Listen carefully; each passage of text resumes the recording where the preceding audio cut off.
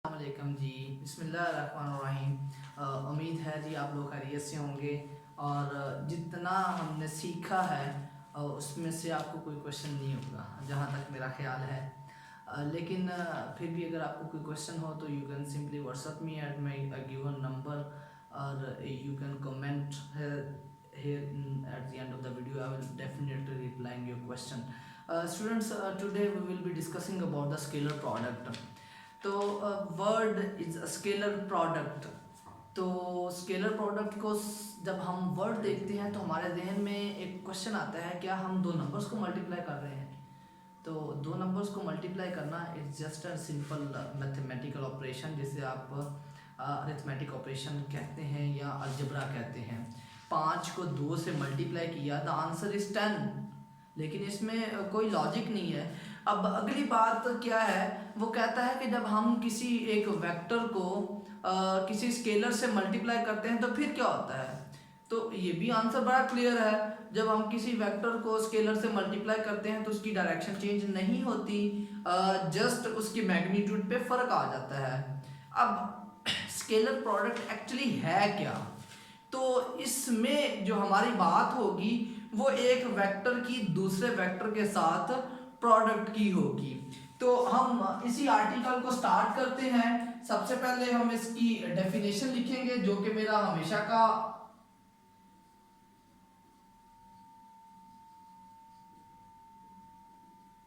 एक एम होता है, और हम इस एम के मुताबिक क्या करते हैं, सबसे पहले डेफिनेशन लिखते हैं।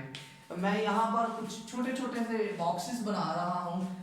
बेसिकली इन बॉक्सेस का मकसद ये होगा कि हम अपना पूरा का पूरा लेक्चर इस छोटे से बोर्ड पे पूरा कर रहे होंगे और आप लोगों के लिए इसमें समझने में भी आसानी होगी।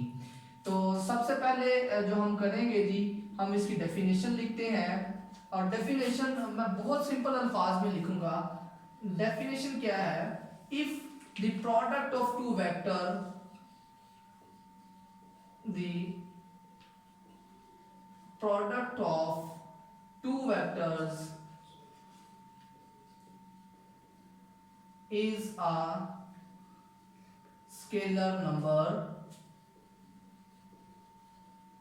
then it is called as scalar product। तो डेफिनेशन मैंने बहुत सादा अल्फाज में लिखी है, जो हम रूटीन में भी अगर बात कर रहे हो तो हम कहते हैं जी, अगर दो वेक्टर्स को मल्टीप्लाई करते हैं और उन दो वेक्टर्स को मल्टीप्लाई करने के बाद आपके पास क्या आ जाए, एक स्केलर नंबर आ जाए। हमने देखा तो वेक्टर्स को था, लेकिन आपके पास एक स्केलर नंबर आ गया, तो इसका मतलब ये है this is known as a scalar product. अब अगर हम इनकी एग्जांपल्स से स्टार्ट करते हैं तो आपके पास जो एग्जांपल में प्रैक्टिकली है, सबसे पहले आपके पास जो है वो वर्क की है। Work is the dot product of force and displacement. और सेकंड अगर हम बात करते हैं तो हम कहते हैं power is a dot product of force and velocity.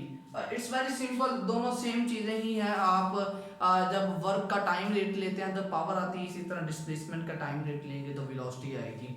लेकिन मैं इन्हीं डेफिनेशन को एक्सप्लेन करने से पहले ना वर्क की डेफिनेशन पे चला जाता हूँ। तो आप एक सादा सी डेफिनेशन वर्क की करते होते थे कि कोई भी बॉडी तब वर्क करती है जब उस पर फोर्स लगाई जाए और फोर्स की डायरेक्शन में डिस्प्लेसमेंट पैदा हो। तो ये बड़ी बात इंपॉर्टेंट है, फोर्स की डायरेक्शन में डिस्प्लेसमेंट पैदा होना। तो जब आप फोर्स की डायरेक्शन में डिस्प्लेसमेंट पैदा करते हैं तो इसका मतलब हम फोर्स की वही कंपोनेंट लेंगे जो डिस्प्लेसमेंट की डायरेक्शन में होगा।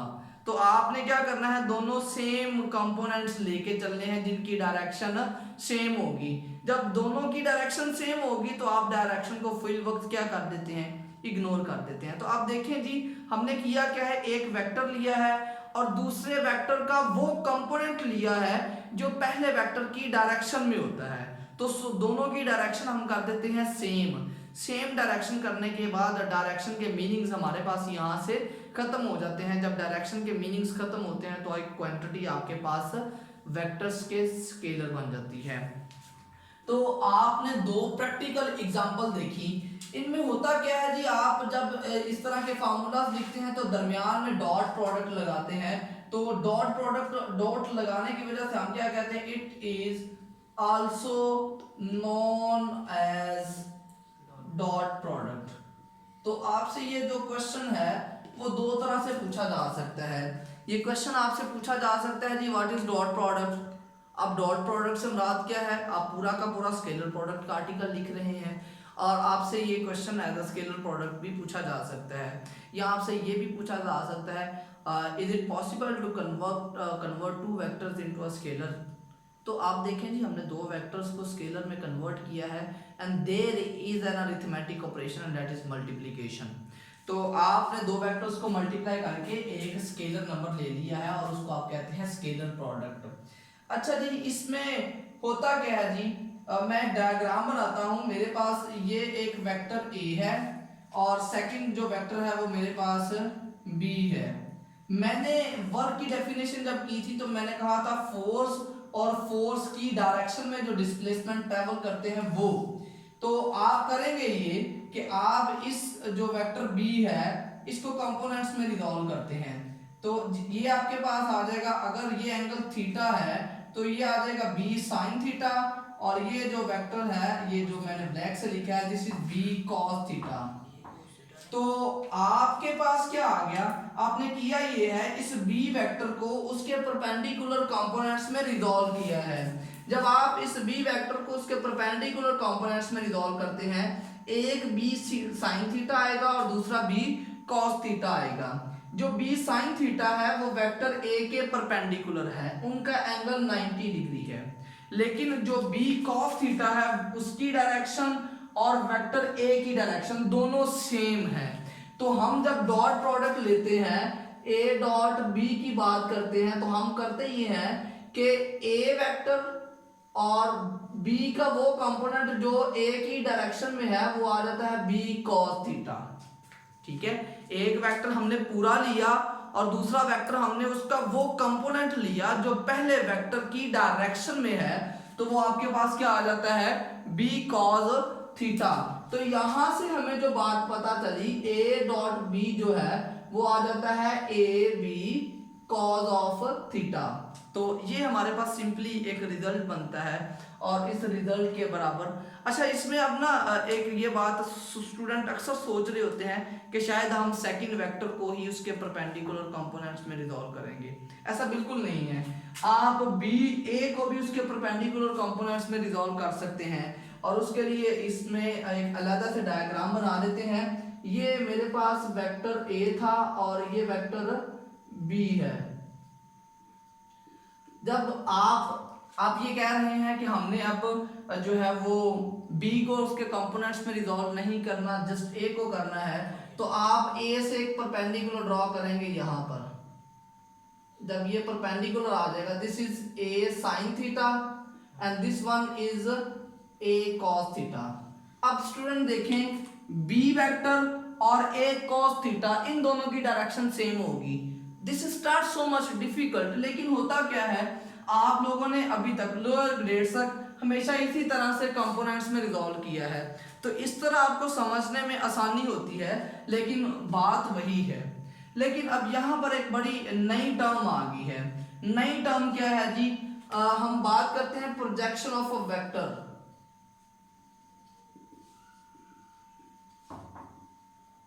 प्रोजेक्शन जो वर्ड है बेसिकली ये एक इंग्लिश वर्ड है। इसमें क्या होता है, किसी चीज का साया कब बनता है, ये मार्कर है, इस मार्कर को मैंने यूं रखा, आप देखेंगे बोर्ड पे उसका साया बन रहा है। अब क्या करना है, आपने ये वेक्टर बी जो है इसको यहां पर आपने प्लेस किया हुआ है और ऊपर से आप लाइट फॉल करवाते हैं। जब आप ऊपर से लाइट फॉल करवाएंगे, इस वेक्टर का एक इमेज नीचे जाएगा इस ए के ऊपर, सेकंड वेक्टर के ऊपर। तो जी स्टूडेंट्स, ये आपके पास क्या होगा, this is projection of B, ये जो साया बनेगा ऑन ए बनेगा। इसका मतलब क्या हुआ कि ये जो आपने बी कॉस थीटा निकाला था, this is projection of B on A. तो आपके पास वो कंपोनेंट जो दूसरे वेक्टर की डायरेक्शन में होता है वो बेसिकली उस वेक्टर का प्रोजेक्शन भी कहलाता है, साया भी कहलाता है। तो हम क्या लिख लेते हैं जी, आपके पास प्रोजेक्शन क्या आ जाएगा, प्रोजेक्शन बेसिकली हमेशा कौन सा होता है, is basically cos theta component.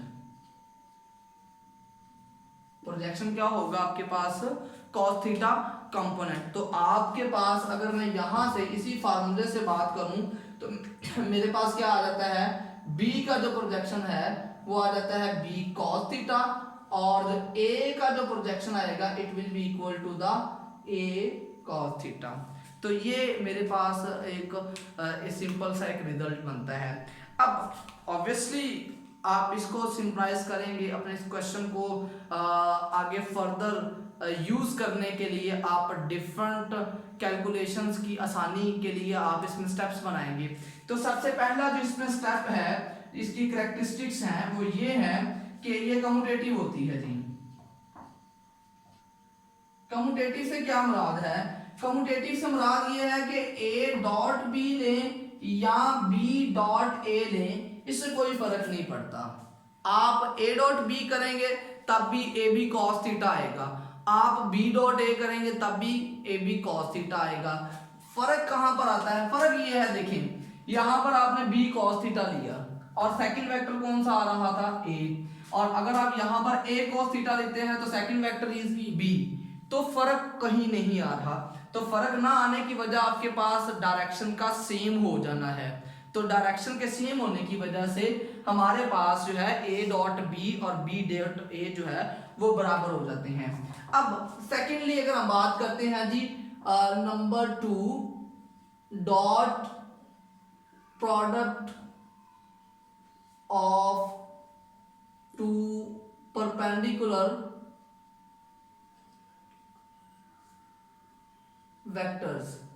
अब दो परपेंडिकुलर वेक्टर्स की आपने डॉट प्रोडक्ट लेनी हो तो क्या होगा, तो अगर आप फार्मूला देखते हैं a dot b is equal to the A B cos of theta, तो आपके पास ए बी कॉज 90 डिग्री आ जाएगा। थीटा कितना आएगा जी, 90, क्योंकि परपेंडिकुलर से मुराद क्या होता है, दोनों वेक्टर्स के दरमियान एंगल आपके पास 90 डिग्री है।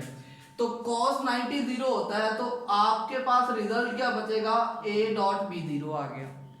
अच्छा, अब हमें इसमें फिजिक्स कहां पर है, फिजिक्स ये है, आपके पास ये एक वेक्टर है और ये आपका सेकंड वेक्टर है b, तो बेटा आपके पास इस b का कोई कंपोनेंट a के बराबर बनता ही नहीं है, a के पैरेलल कोई कंपोनेंट आता ही नहीं है।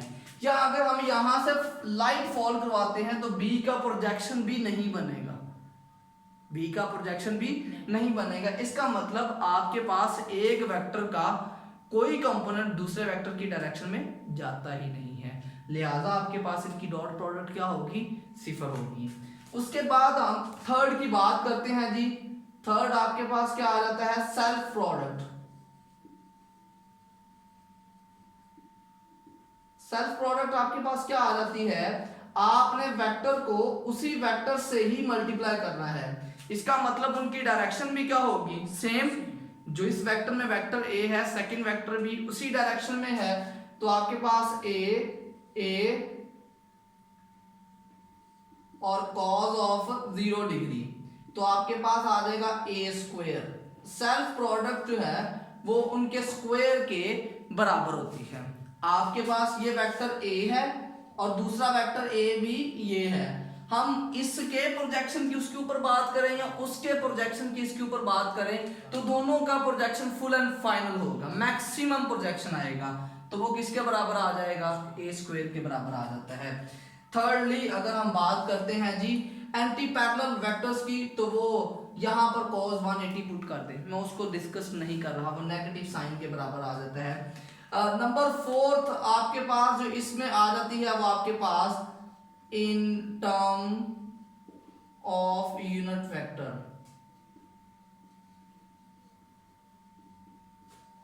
तो यूनिट वेक्टर्स की हम बात करते हैं।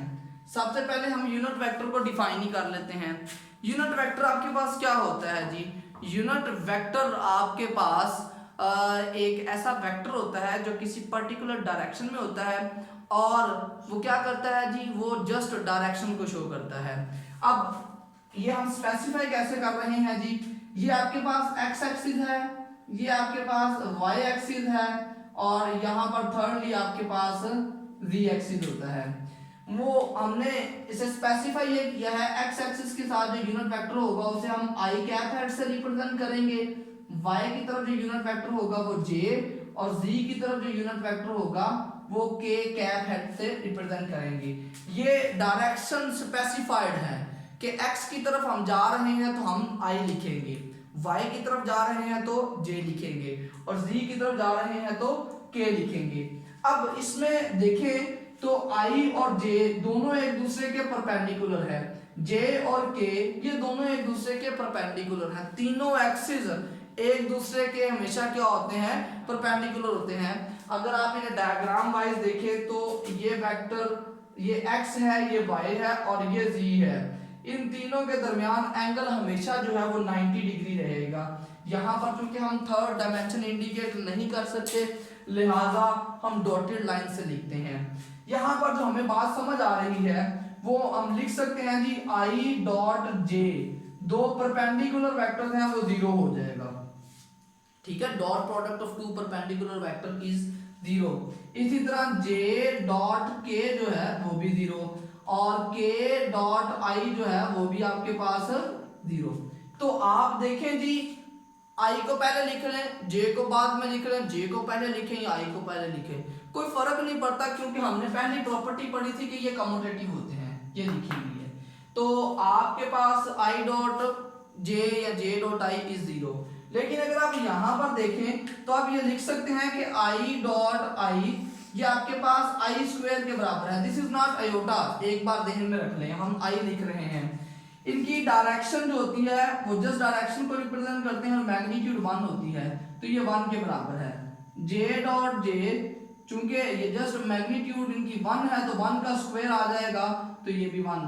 K डॉट K ये भी किसके बराबर आ जाते हैं जी, ये भी 1 के बराबर है। सेल्फ प्रोडक्ट I को I से मल्टीप्लाई करने से 1 आएगा, J को J से मल्टीप्लाई करने से 1 आएगा, K को K से मल्टीप्लाई करने से 1 आएगा। हमें इसका फायदा कहां पर होने वाला है वो देखते हैं। आपने दो वेक्टर्स की प्रोडक्ट निकालनी है in terms of rectangular components. हम लिखते हैं जी vectors in term of its perpendicular or rectangular components. अच्छा एक बात जहन में रखें जी, परपेंडिकुलर कंपोनेंट्स आपके पास दो होते हैं और रेक्टेंगुलर कंपोनेंट्स आपके पास तीन होते हैं। तो आपने लोअर ग्रेड्स 9-10 तक आपने जस्ट परपेंडिकुलर कंपोनेंट्स पढ़े थे, ax ay, आप एक वेक्टर के दो कंपोनेंट पढ़ते हैं। लेकिन जब आप कहते हैं ना जी रेक्टेंगुलर कंपोनेंट्स हैं, तो उस रेक्टेंगुलर कंपोनेंट से मुराद है कि उसके तीन कंपोनेंट हैं x y और z। तो ये बात आपने अपने जहन में रखनी है। तो आपके पास एक वेक्टर a है, दूसरा वेक्टर b है, हमने चूंकि इनको परपेंडिकुलर कंपोनेंट्स की फॉर्म में लिखना है तो ax I plus ay j plus az k। मैंने एक वेक्टर a है उसको उसके परपेंडिकुलर कंपोनेंट्स में i j और k की फॉर्म में लिखा, dot product bxi plus byj plus bzk। तो मैंने उन तीनों वेक्टर्स को उसके परपेंडिकुलर कंपोनेंट्स में लिख दिया है। अब होगा क्या, ये इसका एक कंपोनेंट इन तीनों से मल्टीप्लाई होगा, सिंपल मल्टीप्लिकेशन करने लगे हैं। तो मैं सिंपल मल्टीप्लिकेशन लिखता भी हूं और वो किस तरह से है, आपके पास ये ax इन तीनों से मल्टीप्लाई होगा, ax bx I dot I ये आ जाएगा। पहला कंपोनेंट हमने लिखा ax को इस bx से मल्टीप्लाई कर दिया है, प्लस यही ax आपके पास इस कंपोनेंट से भी मल्टीप्लाई होगा, ax by और I डॉट j, प्लस यही a वाला कंपोनेंट इससे मल्टीप्लाई होगा तो ax bz I dot k। हम देखें जी हमने किया क्या है, इस वाले कंपोनेंट को इन तीनों से मल्टीप्लाई किया है और कुछ नहीं किया, सिंपल मल्टीप्लिकेशन। और जो यूनिट वेक्टर्स थे वो उनके साथ मल्टीप्लाई हो रहे हैं। आई डॉट आई पहले वाले के साथ आई है, दूसरे वाले के साथ इधर जे है तो जे, तीसरे वाले के साथ इधर के है तो के। अब सेकेंडली, अब ये वाला कंपोनेंट इन तीनों से मल्टीप्लाई होगा तो A Y B X J dot I, ये जे इस आई के साथ डॉट प्रोडक्ट है क्योंकि यहां सबकी डॉट प्रोडक्ट है, plus A Y B Y J dot J plus A Y B Z और जे डॉट के। हमने सेकंड कंपोनेंट को भी इन तीनों से मल्टीप्लाई कर दिया है, प्लस आपके पास आ जाता है जी, अब ये थर्ड इन तीनों से मल्टीप्लाई होगा ए जी बी एक्स के डॉट आई, ये के इस आई से मल्टीप्लाई होगा, plus A Z B Y, आपने ए जी को इससे मल्टीप्लाई किया दैट इज के डॉट जे, प्लस आपने ए जी को लास्ट कंपोनेंट बी जी से मल्टीप्लाई किया तो के डॉट के आ गया। अब यहां पर आप देखेंगे कि बड़े सिंपल स्टेप्स हैं। I dot I is 1, J dot J is 1 and के डॉट के इज 1। आप डायगोनल चलेंगे तो ये सर्वाइविंग है, इनका आंसर 1 आएगा, बाकी आपके पास 0 होंगे। आप आई डॉट जे देखें, जे डॉट आई देखें, के डॉट आई देखें, के डॉट जे देखें, वो क्या है 0। तो स्टूडेंट्स ये 0 हो गया, ये 0 हो गया, इसी तरह ये 0 है, ये 0 है, ये 0 है और ये 0 है। मैंने जो ब्लैक में सर्कल कर दिए हैं वो टर्म्स आपके पास 0 बन जाती हैं, और इसी तरह ये टर्म। अब हम सेपरेट करके लिखते हैं तो ए एक्स बी एक्स और यहां 1 हो गया, प्लस 0 प्लस 0 प्लस इधर से आ जाएगा 0 plus A Y B Y, ये 1 हो गया, plus 0 plus 0 plus 0 and A Z B Z. आप देखिए जी 9 टर्म्स है और 9 ही मैंने लिखी हैं, 1 2 3 4 5 6 7 8 और 9। जीरोस चूंकि ऐड हो रही हैं उनका कोई फायदा नहीं है। आपके पास क्या बचता है जी, A X B X plus A Y B Y plus A Z B Z और this is equal to the A dot B. तो अगर स्टूडेंट्स आपको ये बता दिया जाए कि आपने इन दो वेक्टर्स की डॉट प्रोडक्ट लेनी है तो हमें ये सारे स्टेप्स करने की ज़रूरत नहीं है। हम एक वेक्टर के x कंपोनेंट को दूसरे के x कंपोनेंट से मल्टीप्लाई करेंगे, पहले के y कंपोनेंट को दूसरे के y कंपोनेंट से, पहले के z कंपोनेंट को दूसरे के z कंपोनेंट से। तो जी students, that was all about the scalar product and its characteristics, और हमने इसकी कुछ एप्लीकेशंस भी देखी और इंशाल्लाह हम नेक्स्ट एक लेक्चर में इन तमाम एप्लीकेशंस को यूज़ करते हुए कुछ न्यूमेरिकल्स भी सॉल्व करेंगे। Hope you enjoyed a lot. Thank you very much for watching this. अपना बहुत ज़्यादा ख्याल रखिएगा। अल्लाह हाफिज़।